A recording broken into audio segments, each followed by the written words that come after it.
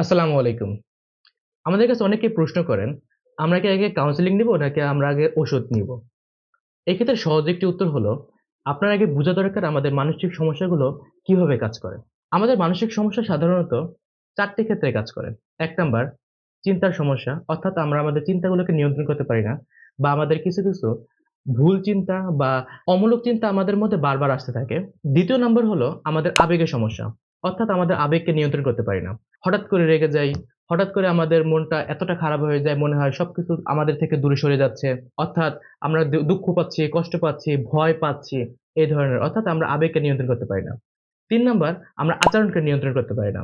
অর্থাৎ কোথায় কোন ধরনের আচরণ করা লাগবে বা আমাদের আচরণগুলো কোথায় কিভাবে হবে, এই ধরনের আচরণকে আমরা নিয়ন্ত্রণ করতে পারি না। আর ৪ নাম্বার আমাদের লাইফস্টাইলের সমস্যার জন্য আমাদের বিভিন্ন ধরনের মানসিক সমস্যা হতে পারে। অর্থাৎ দেখা যাচ্ছে যে আপনার আশেপাশের পরিবেশ, আপনার খাদ্যাভ্যাস বা আপনি যে অবস্থায় আছেন বা আপনি যেখানে আছেন সেখানের বিভিন্ন ধরনের ফ্যাক্টরের জন্য আপনার মানসিক সমস্যা হতে পারে। এখন আপনার যদি আবেগের সমস্যা এবং চিন্তার সমস্যা অতিরিক্ত মাত্রায় হয়ে থাকে, অর্থাৎ আপনি আপনার চিন্তাগুলোকে কোনোভাবেই নিয়ন্ত্রণ করতে পারছেন না বা আপনি আপনার আবেগকে কোনোভাবেই নিয়ন্ত্রণ করতে পারছেন না, তখন আপনার ঔষধ দিয়ে শুরু করা উচিত।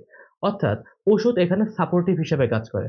ওষুধ আপনার চিন্তাগুলোকে কিছুটা নিয়ন্ত্রণে নিয়ে আসে। যার ফলে আপনি কাউন্সেলিং নিলে আপনি কাউন্সেলিংটা ঠিকমতো পালন করতে পারবেন। দেখেন কাউন্সেলিং মানে কিন্তু শুধু এরকম না, আপনি সাইকোলজিস্টের সাথে কথা বলবেন এবং সাইকোলজিস্ট আপনার কথাগুলো শুনে এমন একটা সমাধান দিয়ে দিবে, যার ফলে আপনার কোনো ধরনের কাজ করা লাগবে না, আপনার জীবনটাকে একদম ম্যাজিকের মতো পরিবর্তন হয়ে যাবে। আসলে এটা একটা ভুল ধারণা। কাউন্সেলিং বলতে বোঝায় আপনার সমস্যাগুলো একজন সাইকোলজিস্ট আইডেন্টিফাই করবে। কোথায় আপনার চিন্তাগত সমস্যা আছে, কোথায় আপনার আবেগের সমস্যা আছে, কোথায় আপনার আচরণের সমস্যা আছে এবং আপনার জীবন পদ্ধতিতে কোথায় সমস্যা আছে। এই সমস্যাগুলোকে আইডেন্টিফাই করে এই সমস্যাগুলোকে পরিবর্তনের চেষ্টা করে। এই পরিবর্তনটা হয় বিভিন্নভাবে। কিছু এক্টিভিটিস এর মাধ্যমে, কিছু টুলস ব্যবহার করে, কিছু কোয়েশ্চেন এর মাধ্যমে, অনেক সময় বিভিন্ন ধরনের হোমওয়ার্ক দিয়ে দেওয়া হয়, যাতে আপনি কাজগুলা করতে পারেন। যদি আপনার মধ্যে চিন্তা এবং আবেগের একদমই নিয়ন্ত্রণে না থাকে, সেক্ষেত্রে ঔষধ সাপোর্ট হিসাবে কাজ করে, যাতে আপনি কাউন্সেলিং এর মধ্যে দেওয়া বা সাইকোলজিস্ট আপনাকে যে বাড়ি কাজগুলো দিবে, সেই বাড়ি কাজগুলো আপনি ধাপে করতে পারেন সেজন্য। আর যদি এরকম হয় যে না, আপনি সম্পূর্ণরূপে স্বাভাবিক আছেন কিন্তু আপনার আবেগ, চিন্তা, আচরণ বা জীবন পদ্ধতিতে সমস্যা ফেস করতেছেন এবং বুঝতেছেন যে না, আমি চাইলেই এগুলোকে পরিবর্তন করতে পারবো এবং আমি সাইকোলজিস্টের কথা মতো চলতে পারবো। সেক্ষেত্রে আপনার ওষুধ নাও লাগতে পারে। তবে সাইকোলজিস্ট আপনাকে ডায়াগনোসিস করে, সাইকোলজিস্ট আপনাকে পুরোপুরি বুঝে, সে যদি মনে করে যে না আপনার ওষুধও দরকার, সেক্ষেত্রে আপনাকে সাইকিয়াট্রিস্টের কাছে রেফার করবে। তবে কিছু ডিসঅর্ডার আছে যেগুলোর জন্য ওষুধ দরকারই হবে। যেমন bipolar mood disorder, schizophrenia, MDD অর্থাৎ মেজর ডিপ্রেসিভ ডিসঅর্ডার।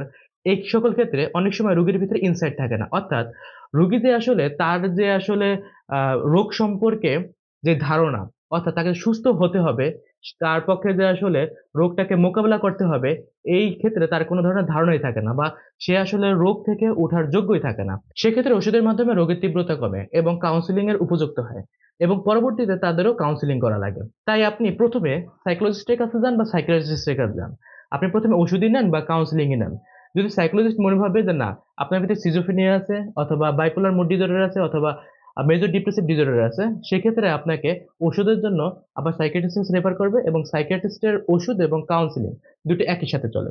ঠিক একইভাবে আপনি যদি সাইকিয়াট্রিস্টের কাছে যান, তাহলে আপনার রোগটি ডায়াগনোসিস করে সাইকিয়াট্রিস্ট আপনাকে বলে দিবে শুধু কি ওষুধেই ভালো হবে নাকি ওষুধের পাশাপাশি আপনার কাউন্সেলিং ও দরকার। অনেক সময় আপনার যদি ওষুধ দরকার না হয়, সেক্ষেত্রে সাইকিয়াট্রিস্ট আপনাকে বলে দিবে যে আপনার ওষুধ দরকার নেই, আপনি সাইকোলজিস্টের মাধ্যমে শুধুমাত্র কাউন্সেলিং নিলে আপনার রোগটি ভালো হয়ে যাবে।